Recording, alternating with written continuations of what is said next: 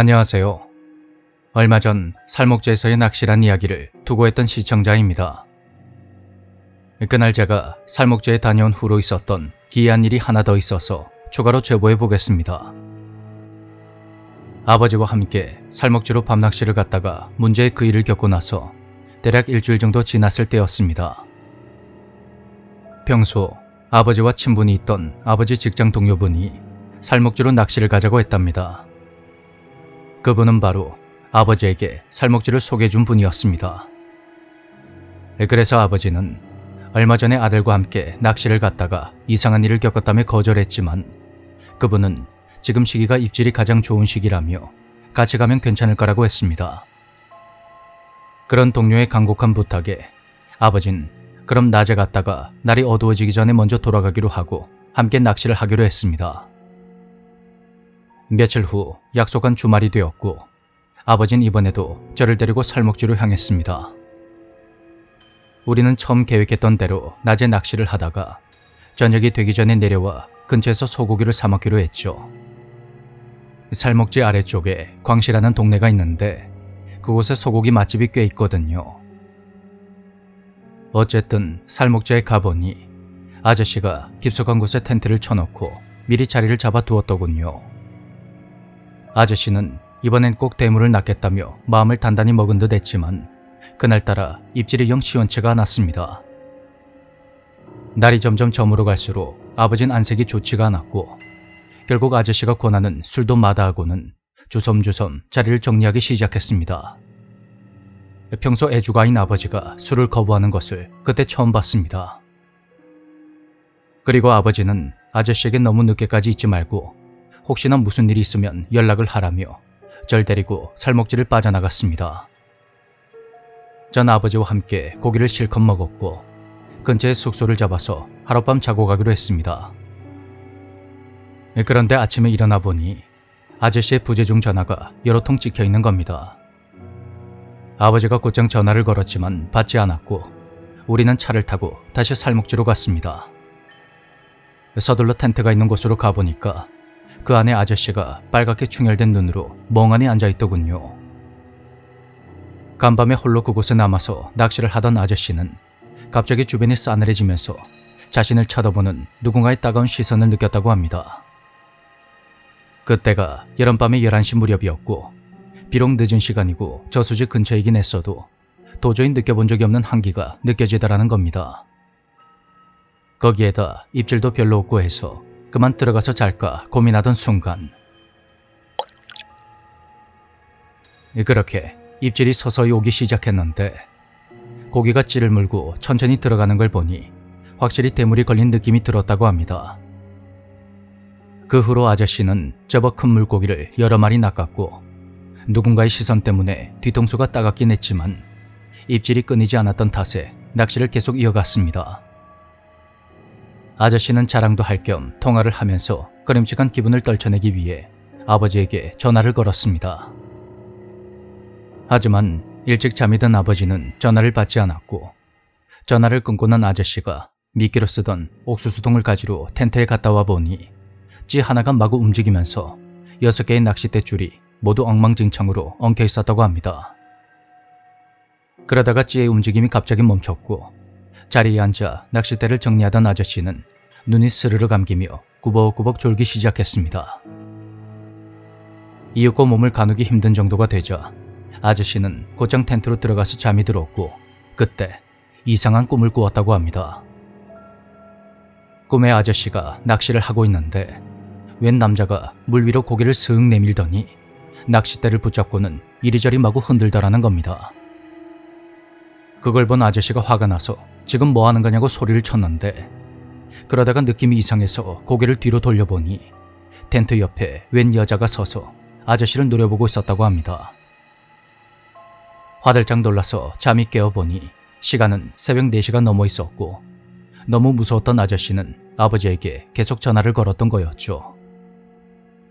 아버지가 전화를 받지 않자 아저씨는 포기하고 날이 밝아올 때까지 텐트 입구만 멍하니 바라보고 있었고 한참이 지난 후에 아버지와 제가 그곳을 찾아갔던 것입니다. 아버지가 확인을 해보니 망 안에는 손바닥보다 더 작은 붕어 2마리만 있을 뿐 아저씨가 낚았다는 큰 물고기는 단 1마리도 없었다고 합니다. 그걸 본 아저씨는 어젯밤에 분명히 한자 이상 되는 크기의 물고기를 5-6마리 낚았는데 어떻게 된 건지 모르겠다며 얼굴이 하얗게 질려버렸습니다. 아저씨는 곧바로 짐을 챙기기 시작했고 우린 그렇게 살목지를 빠져나왔습니다. 현재 그분은 결혼을 해서 슬하에 딸 하나, 아들 하나를 낳고 잘 살고 계십니다. 그때 그 일이 트라우마가 되었는지 모르겠지만 아저씨는 이제 낚시를 다니지 않는다고 합니다. 그 이후로 저와 아버지는 2번 다시 살목지에 가지 않게 되었습니다.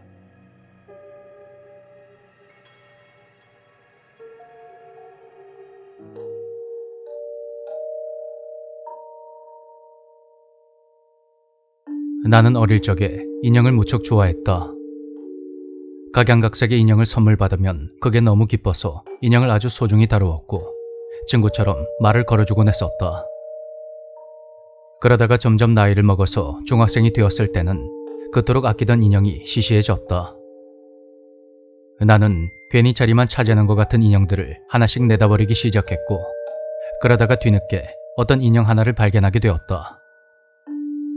그것은 생긴 것이 어딘지 모르게 무서워서 잘 가지고 놀지 않았던 인형인데 부모님이 장롱 깊숙이 넣어놓고 방치를 했던 모양이다. 인형은 내가 아주 어릴 적에 즐겨봤던 만화 캐릭터 모양으로 산타 모자를 쓰고 파란색 눈을 하고 있었다. 특히 밤에 보면 그 눈이 너무나도 섬뜩했는데 볼 때마다 인형이 날 노려보는 것 같은 느낌에 그것을 점점 멀리했었다. 당시 살던 동네에는 재활용 쓰레기를 수거하는 차가 오는 요일이 정해져 있었는데 수요일부터 목요일 아침 사이에 쓰레기를 버리면 목요일 오전에 수거차가 와서 모든 쓰레기를 가져갔었다. 우리 집은 매주 목요일 새벽에 수거차가 오기 전 쓰레기를 모아서 버렸었는데 하루는 학교를 마치고 집에 와보니 주차장 옆에 있는 분리수거함 위에 그 인형이 덩그러니 놓여있는 것이다. 인형은 고개가 삐딱하게 기울어진 채 몸은 다른 방향으로 향하고 있었고 얼굴은 나를 향한 채 눈을 정면으로 마주치고 있었다. 이상하다. 저 인형이 왜 아직도 저기에 있는 거지? 그날은 분명 목요일이었고 수업을 마친 후 오후가 되어서야 집에 도착한 터였다. 애초에 집을 나서면서 분리수거된 우리 집 쓰레기 사이에 섞여있는 인형을 내 눈으로 직접 확인까지 했었는데 나는 찜찜한 기분을 애써 떨쳐냈고 그 일을 그냥 넘겨버렸다. 그렇게 주말 오후가 되었고 난 주말을 맞아 내 방 책상과 의자, 책꽂이 등에 쌓여있는 먼지를 닦아내고 깨끗이 청소를 했다. 그때는 청소를 하는 것이 몸에 배인 습관 중 하나였다. 그리고 며칠 후 그날은 부모님이 거실에서 주무시고 나와 언니는 안방에서 잠을 자기로 했다. 안방과 내 방은 서로 마주보고 있는 구조라 방문을 모두 열어놓고 있으면 안방 침대에서 내 방이 훤히 다 보였다. 그날 나는 방문을 열어둔 채 안방 침대에 누워서는 비몽사몽한 상태로 내 방 안을 바라보고 있었다. 그런데 갑자기 책상 의자가 천천히 돌아가기 시작하는 것이다.